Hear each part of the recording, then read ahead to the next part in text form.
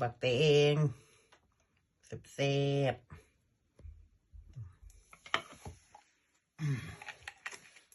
โอ้ยแป้งนัวปลาแดกนี่ใส่ลงไปแล้วมีน้ำตาลลูกค้าขอมาหวานกันว่ะมักหวานไปอย่างคือบ่กินแต่น้ำตาลเลยใส่น้ำปลาลงไปก่อนเพิ่มความเค็มเนาะไปก่อนเบิ่งว่าสีสันน่ารับประทานจริงวะขู่ลงไปแบบนี้บางตอนบักแตงรสตอนบักแตงเป็นตะมีญากับลูกไผ่พิษกันให้เนาะรับตามีหมุยใช่กันผู้เดียวเห็นตอนบักแตงญา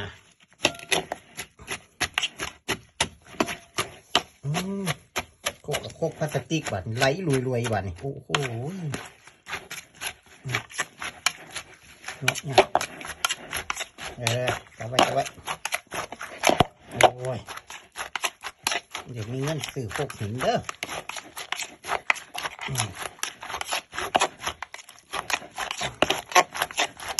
ตามครูนี่